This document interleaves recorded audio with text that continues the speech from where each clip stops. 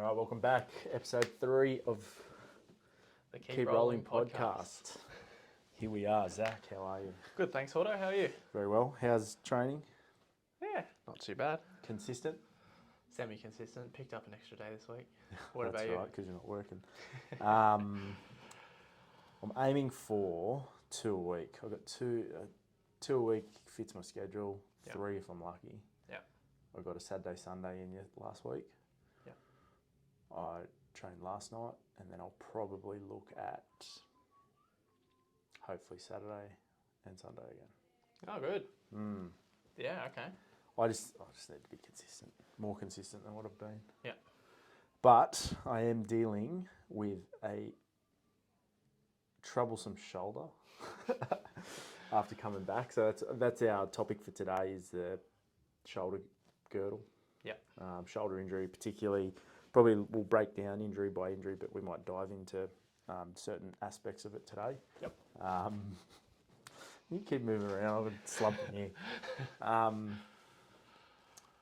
So yeah, I came after Jude was born, come back after having been training for about 12 weeks or so, and fairly inconsistently through the start of the year. But coming back, I think it was a week of doing some Kimuras and some omoplatas, and man, my left shoulder didn't like it. Yeah. And it still doesn't like it. Yeah, you can see the way you're moving it around. But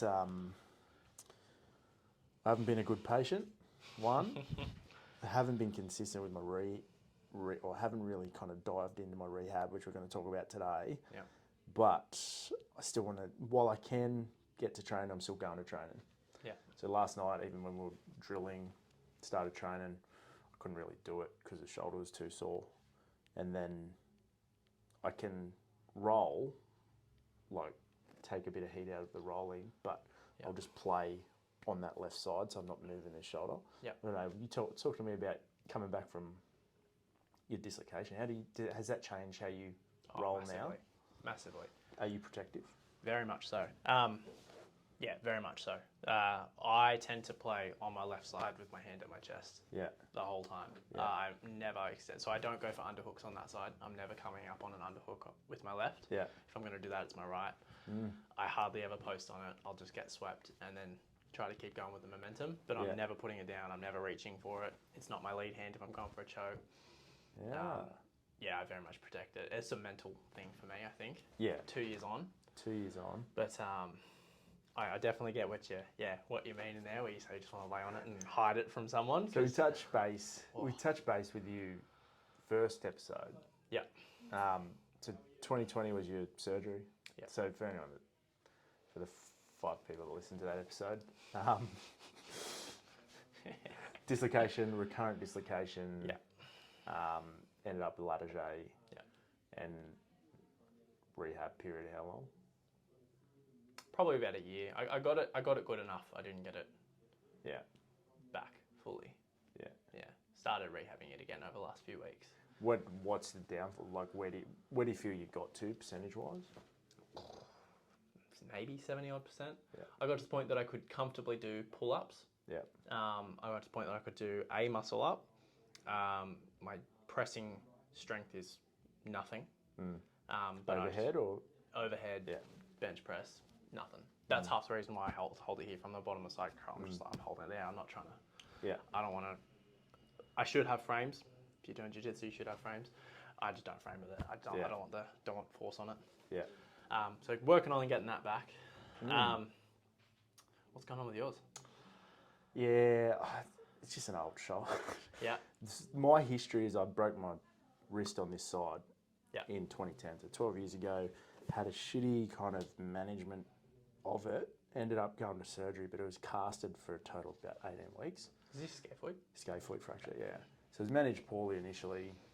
They casted me, it was a scaphoid fracture that was in the watershed area. Should have gone straight to surgery, basically. But it was managed with a cast. I wasn't a physio yet. I must have still been training, but it was casted 6 weeks, still not healed. Casted me again 6 weeks, still not healed. Let's go to the surgeon. Surgeon goes, you should come to me day dot. Yeah. he put a pin in it, and then I was in a cast again post-surge. So were you 12 weeks before it got pinned? Mm. Wow. So lucky in the sense, I guess, that it's not necrotic. I haven't had a scan on it or anything for a long time, but a lot of like just that amount of immobilization gives way to like some arthritic change and stuff like that, which I notice I don't have full range in that extension. Mm.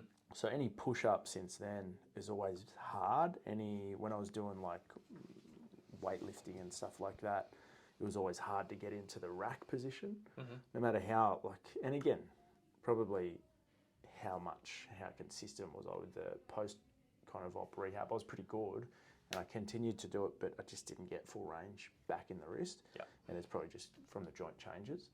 So that kind of led me to then this shoulder being, I think, based on this grip strength in this side and the ability to load into like that fully locked out position that the shoulder suffers in terms of a stability point of view, especially in closed chain positions. And it's always felt in jits, if we're doing Americana, if someone's putting me in Americana or mostly into that position, but then even this position into Kimuras or omoplatas, it just doesn't feel like it's got the stability there.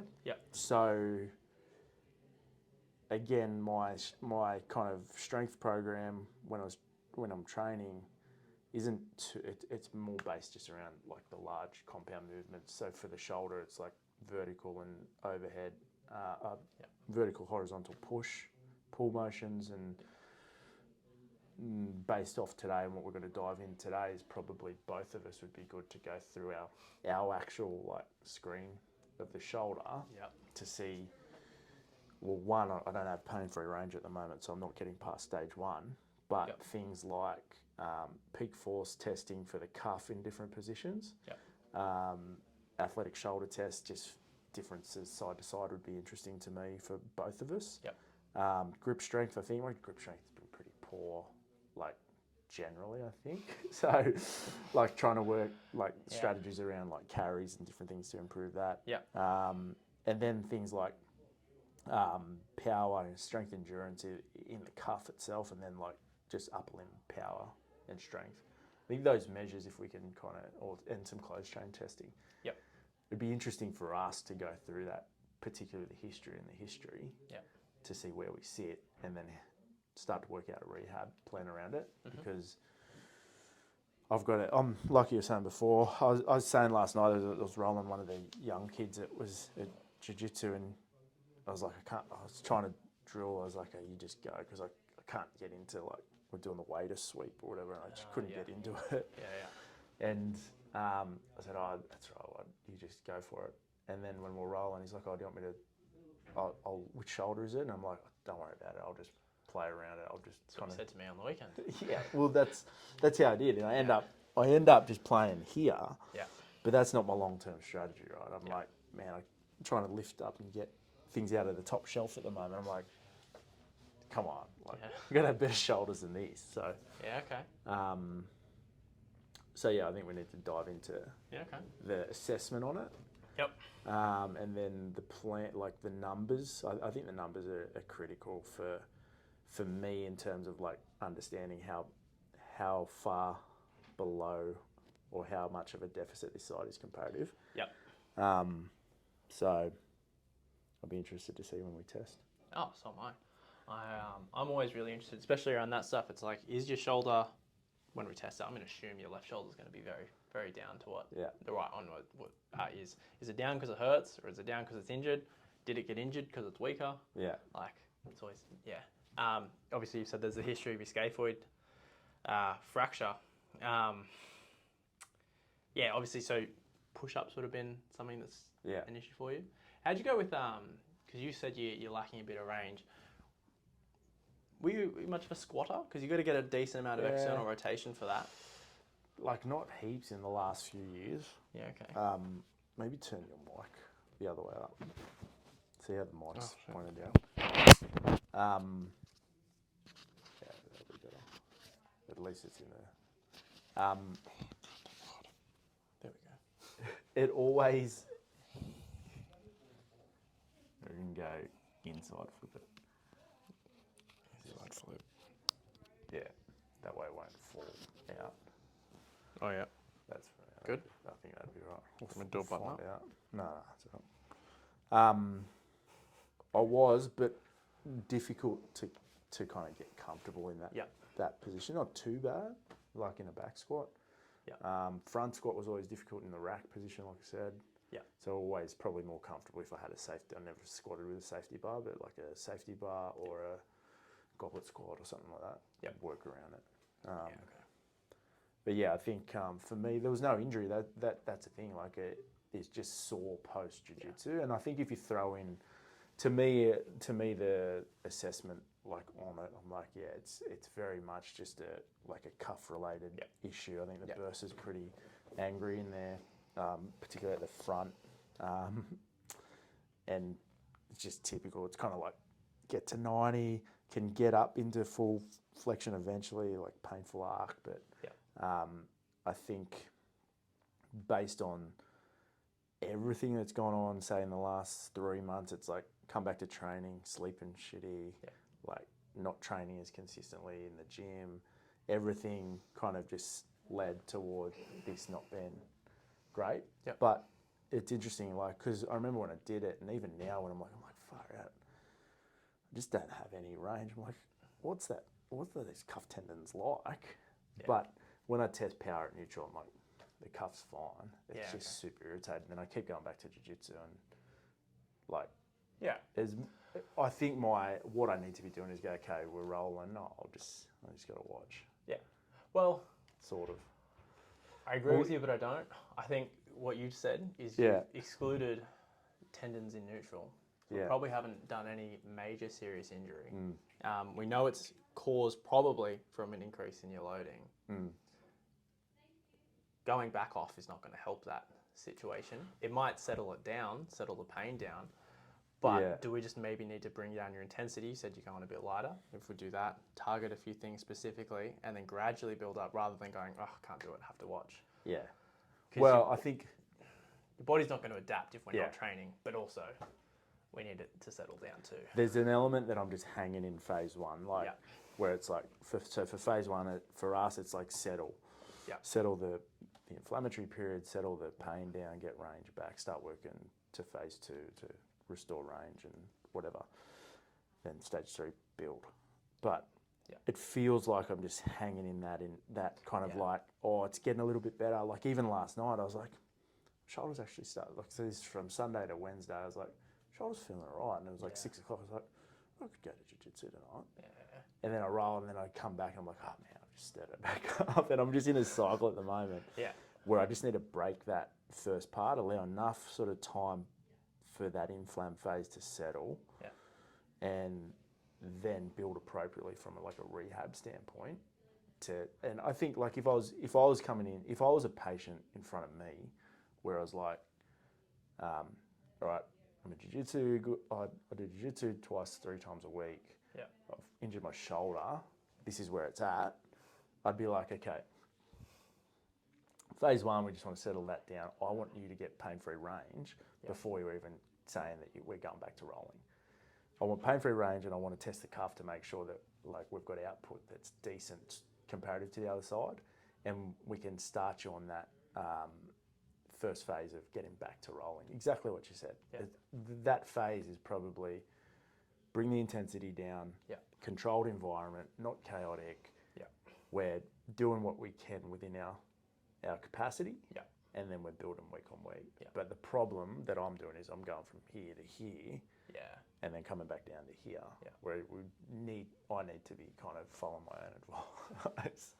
We're physios. We don't take. Yeah, I know. It's like Wilco on Sunday. He's like, mate, you got a bum shoulder. Like, sort yourself out. Yeah. That's it. But the trade-off, and like I said on Sunday, it's like, if I've got time to go, I want to go. Yeah. And my personality is not the type to go and then sit on the side and watch. I'm like, I want to get involved, but I understand now. I'm just getting too much into that chaotic environment or that end stage return. You're a competitive guy too, so when you're rolling, does it start to feel better? Oh, it's just like forget about it. Yeah. So like, but I'll understand. Like That doesn't help. Dan, he got me in something the other day, on Sunday, and I tapped. Oh, I had to tap. I think it was like a version of like getting end range external rotation, like an Americana type thing. I don't know where I was, wrapped up somewhere. I think it was like he was playing like an armbar triangle kind of situation. Yeah. And as he's pulling the arm, I'm like tapping here. I was like tap here, because I had nothing. Yeah. No, I knew that if it went any further, I'm like, man, I'm just gonna make it more irritating. Stir it up more. Yeah. Yeah. So that's it. I know if it gets compromised, like even like you said, framing and stuff on that last night, I'm got in positions in the bottom where I'm like, oh man, I really need to kind of, like the position I'm in, I need to get back to get my guard back, and I'm like, man, I can't push through the sides. I'm like, what do I do? I noticed that on Sunday. So we obviously rolled on Sunday. From rolling with you in the past, you're a big fan of, I don't know what it's called, post out, hip escape, walk yourself away. You didn't do it once. Yeah. You did not want to have that arm out in front of you. As No. I was passing, you just like accepted it. Yeah. Whereas usually I'm expecting this thing to come out and stiff arm me. Well, I just can't. And if I load up, I'm like, oh. Yeah. And that's the element of like acceptance that you got to have. It's like, and it's painful, like just accepting it and having it happen, because you're like, man, my shoulder sucks at the moment. But it's all the more reason that we need to get it back, right? Did I get tapped in the roll because I got a sore shoulder, or do I just suck? I just suck. Yeah. So, but the moral of the story is like, again, like we were saying, with get it checked, get it assessed, get a rehab plan. Yeah. It's the plan in place, and like everything, it's be consistent with it. Consistency is massive. Because doing a week of something is not going to get you anywhere. Like typically, this should be a 4-week injury from when it's happened, and I've neglected it in the sense where I'm like, no, I'll be alright. I'll just kind of keep going, and I'm still at week 0 basically because of it. So, plan in place now will be, all right, assessment from you, treatment plan, and then we'll run through obviously all the return testing that I think is a good indicator for us to get back. Yeah, okay. But yeah, it's all right. Cool. Where do you feel your game's at now? Where do you feel you're at percentage post shoulder reconstruction compared to pre? Yeah, I don't know. That's a hard one, because I reckon I've just adapted around it. I think it's been enough time that I've figured out what I can do and avoided what I can't or I'm not confident with. Yeah. To the point that I've got my A game, my stuff that I do, and I'm pretty damn confident I can do it on most people. What's your A game? Triangles. Yeah. Triangles, bottom half guard, a reverse scissor sweep. Yeah. Things like that, really. And I feel pretty damn confident on that, unless they're a black belt. Yeah. I think I said to you the other day, is my jiu-jitsu. My jiu-jitsu is good until I fight a black belt, and I just get walloped. Yeah. Well, it should be if you're a brown belt fighting below you. Yeah. To some degree. Yeah. Well, it's just annoying. But I'm very interested. Where would I be if I'd never hurt this? Because I would have had a year on the mat still. Never would have had that off. I don't know. Probably would have competed. Yeah, so we talked about this the other day. You're not going to compete? No, God, no. No. Not worth the risk, really. I'd like to, but I'm not going to. Yeah. Yeah. But I don't know. That's an interesting question. So, I think you're right. I think that it's just an adaptation, right? And the big thing post-injury, I think, is if you make sure you don't quit. Because it's a very... I think we talked about in one of the other episodes around the return to sport post-injuries. Like, not a lot of people get back to pre-injury. Yeah. Like, not a lot of people get up to pre-injury competition level. Yeah. Like, so for the elites and things like that, if elite athletes or whatever, even community, it's like they do their ACL or something, or they do their shoulder, do they get back to the level that they were playing at last time? Yeah. And a lot of them just, you're right, the question is, well, what's it worth? Like, is the risk worth the reward? But I think with something like jiu-jitsu, it's right, you just adapt around it, and that's the problem-solving game. It's like... That's it. I mean, for you, like, you know, I wanted to compete, local things. Yeah. Risk hurting my shoulder for a plastic gold medal, bronze or whatever it is. Or, you know, jiu-jitsu for the next 20, 30 odd years and that's true. Keep on top of things. Just wasn't worth it. No, you're not going to be a world champion. Well, I'm not. So, why 35, bother competing? mate. Maybe... Masters Worlds? Masters, mate. Yeah. No. Your shoulder injury, actually, you've just reminded, I don't know how, but one of the guys from our gym came in, same thing. Yeah. So, hadn't been rolling that hard, training for a comp, 4 or 5 times a week, rolling off the back of maybe twice. Yeah. Yeah. Shoulder carked it, struggling to lift overhead, really painful with anything internal, massive loss of external rotation strength. Yeah. Rehab? Yep. Yeah, bit of strength work, coming good. Still getting in there. How long? We had only about 3 weeks because he came in 3 weeks before the comp. Oh, right. Yeah. But same thing. Massive load spike on the background of not as much. Body doesn't tolerate it. Someone gets sore. And exactly what you said, we excluded anything major. Yeah. Got the range back, built some strength in neutral, started building up intensity from there. Yeah. I think the combination, like also for me, like the end range positions as well. Yeah. Just, I don't know, maybe like just not being there for a while is not, you don't spend much time. Yeah. Kind of, unless I'm reaching behind the cart to the kids and things like that. And I noticed yesterday when I was trying to give something to Flinny in the back of the car, I was like, oh man, I can't do this.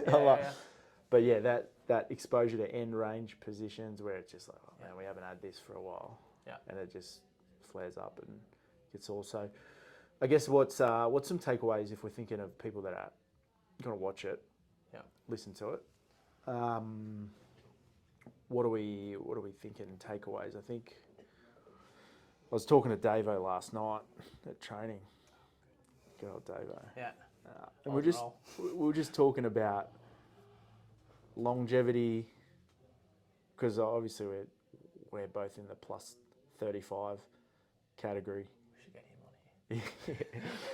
And just talking about like longevity and stuff, and talking about shoulders and just everything, and it's just we're talking about, all right, well, like, what are you doing? What are your big rocks that you can take care of that make sure that you are healthy on the mats and you stay on the mats or you keep rolling?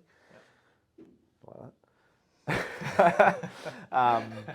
But like, what are the big rocks? Or what are the big ticket things that you can do, like from a shoulder standpoint, that will keep you on the mats? And I think the number one thing is like keeping mobility. You see a lot of guys that lose mobility and they're like, they don't have the ability to move their joint through range. They don't have end range rotation.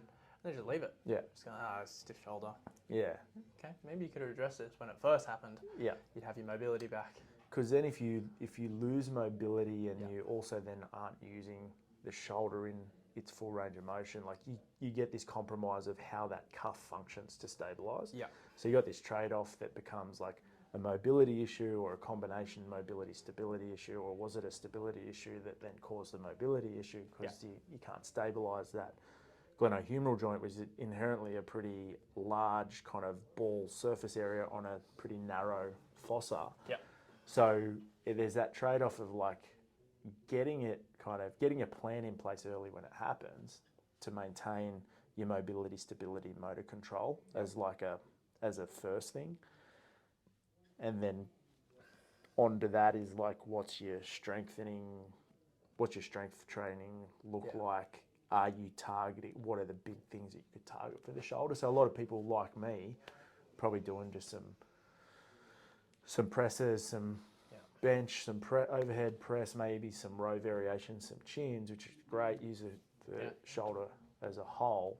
But then those supplementary exercises would be really good for people, particularly in jiu-jitsu, to really target the strength of the cuff, the output, like the peak force development of the cuff, and then also like the endurance, because I think endurance is an important part.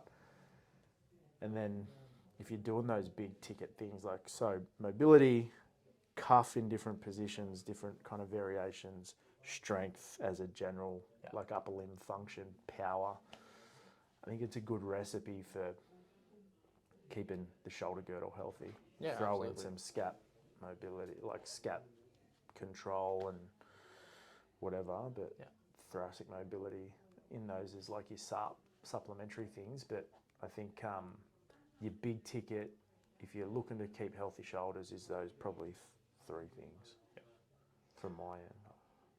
I definitely agree. I think the accessory stability stuff super important. You mentioned things like pull-ups, chins, bench pressing. I think what's important to remember too is, especially for hobbyists, you get tired, your quality goes down, you just want to get through it. Yeah. So if you're doing a pull-up, for example, and you feel like you're restricted in your mobility, maybe they're not reaching a full or close to dead hang, they're getting partial range and they're working it. So you feel like you're ticking it off, but you could do more in what you're already doing without having to make a massive change. Kind of more, embrace the suck kind of part of it. Yeah. You know, work at what you're not good at rather than trying to keep working the same things that you've already ticked off before. Yeah. I think that's probably a massive part. Well, maybe not massive. I think that's part of something that can be addressed in a lot of people's injury prevention is, getting to the part that they're not comfortable, confident in, and building that up too. Yeah. Yeah.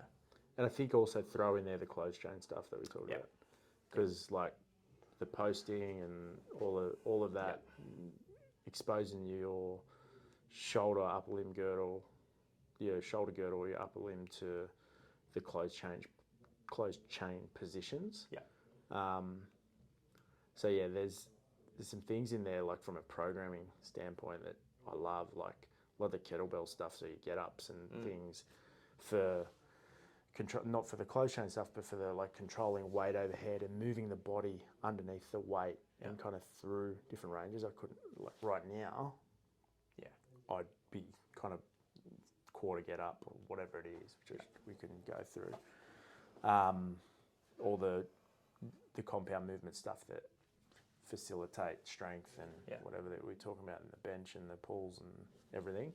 But then like with a lot of our rehab stuff, that there was the trend away from isolated kind of strengthening and stuff. Like you look at we talked about the ACLs last time, and it's like the trend away was, just do everything functional because functional will do it. But like post-injury, and if you understand where your deficits are based off testing or advice from someone that is testing you, then you can isolate where your kind of weaknesses are or your deficits are. So thinking of the shoulder girdle in comparison to like our ACL rehab, it's like one of the things I love is just the little force plate that we use to look at peak force output in the cuff. Mostly, like I use it mostly at neutral, but then you've got your athletic shoulder tests that I love as well, especially for jiu-jitsu. If you think of combat and the ability to produce force in those I, T and Y positions, it's a great test. And then probably at 90 as well. And there's three tests that you can isolate and go, well, what more can we be doing from an isolated, strengthening, targeted kind of viewpoint that marries up well to our general strength and conditioning principles? And then what other areas are we working on from like a deficit? Like, does the person need more thoracic mobility, better scap control, better scap motor control that you can add as a supplement to what they're doing? So that would be my kind of thing, and maybe we can go through testing and rehab stuff as well. Cool. I'm spewing that we'd lost that. I know. Do we dive into injury or leave that for another one? I think that's leave it for another one. Yeah, pretty good. All right. Well, let's film some shoulder stuff. Do some assessments. Let's start your rehab. Yeah. Let's do it. All right. You want to close it? What do we say? Follow us and subscribe. Like and subscribe. Just go down the bottom right. Down here. Down there. Yeah. Hit the red button that says subscribe. If you're on YouTube, give us a like. If you're watching on Instagram as well, give us a like. It helps us out. Tells us you're interested and you want us to keep going. Yes. Leave us some questions. If you've got any questions, just big one. throw us some questions. I think we mentioned. We need to invest in some equipment. Bloody losing our filming. It's only episode 3. Yeah. All right. Keep rolling.